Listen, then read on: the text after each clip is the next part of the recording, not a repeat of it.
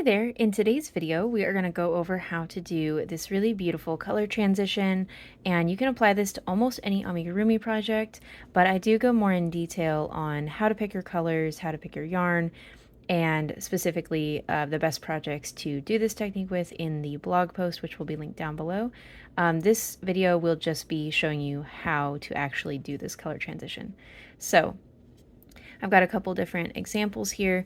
These all use 4 different colors, and I'm going to be using 4 colors for the sample. You can use less, but I don't recommend any less than 3 because you want to have a starting color, an ending color, and a transition color. And the more colors you have in between, the smoother the transition will be. So I recommend at least 4 colors, but you can get away with 3. So I'll be showing you how to do this monochromatic fade from a really bright orange all the way to a darker orange. And I've got my 2 transition colors in the middle. So I will whip up the very start of a sample and then I will show you how to do these color changes. Okay, so I've whipped up the start of a very simple tube in our lightest color, this bright orange, and now we're going to start the transition rows. So what you need to know is you need at least 2 rows to transition between each color. I like using 3, but I don't recommend doing more than that unless you space out these color changes a little bit. But that'll be an entirely different blog post. I could spend hours talking about all the variations.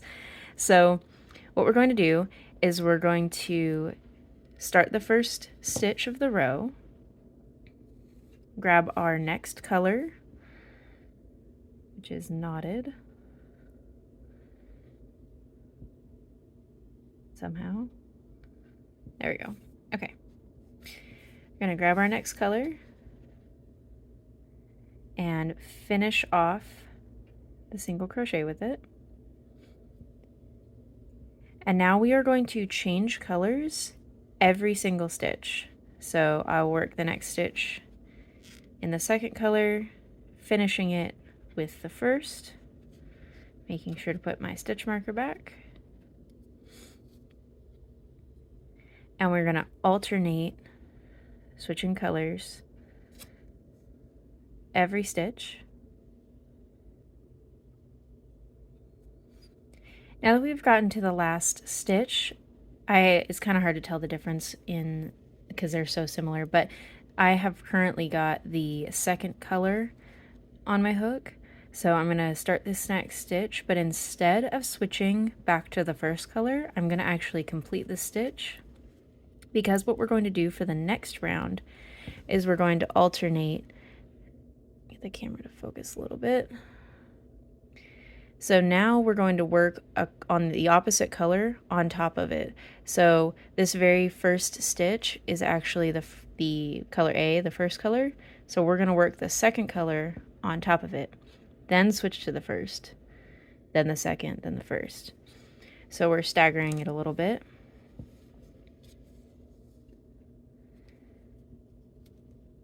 And just like the previous row, we will be switching colors every time.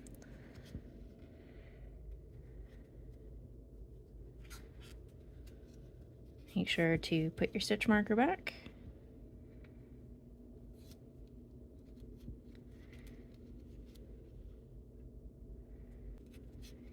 And I don't recommend repeating this pattern more than twice, because the way the stitches lean, you'll actually end up creating like lines in your work. But if you do it twice, it's subtle enough that it doesn't make a really big distinction. I'll have to show you an example of this. Actually, I'll put an example up in the corner of the video to kind of show you where I did this technique with Milo the Moorish Idol. And because I wasn't doing color fades necessarily, I was just changing colors, you can kind of see how changing colors every single stitch for multiple rows creates like lines in the color changes of his body. So doing this twice with the color fades works really well. If you do it more than that, it's not going to, or it's going to create very distinct lines, which if you're going for that, that's fine. Okay, now we're getting to the last stitch. So I'm going to be switching back to my second color this time. And now we are done with this color. Like I said, you don't want to be doing the same alternating stitches every single row. So now we're just going to work a regular row of single crochet only in this color, second color. Okay, so those 3 rows complete the transition from the first color to the second color. And to recap, we did alternating color A, color B, color A, color B, and then the next row was color B, color A, etc. And then the next row was just color B all by itself. And we're going to do this exact same process for every single color transition. So to start the next one, we're going to grab our next color in the series. So start off the stitch, then grab your next shade, your next color, and finish. And then we will alternate colors every row, or I'm sorry, every stitch.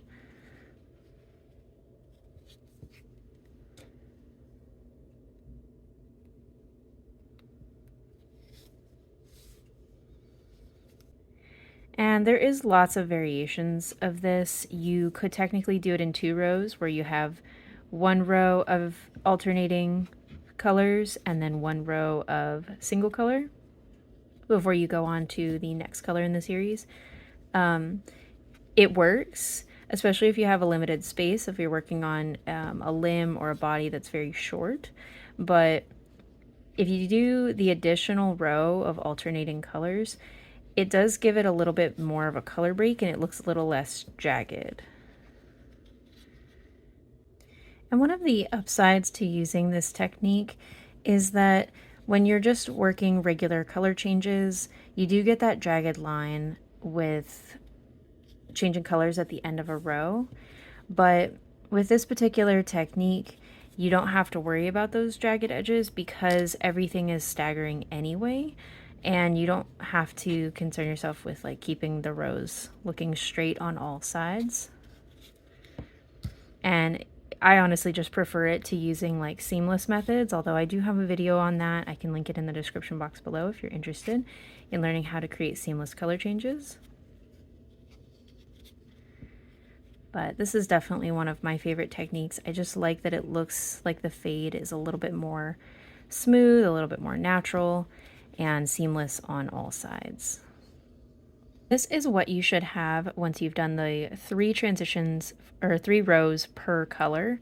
So it's a really nice fade between this lighter orange to this darker burnt orange.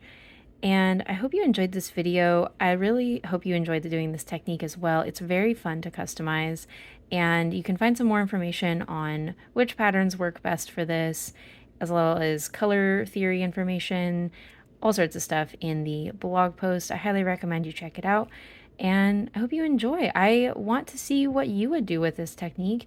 Go ahead and tag me in your projects at CB Fiberworks and follow me on socials. I'll see you later.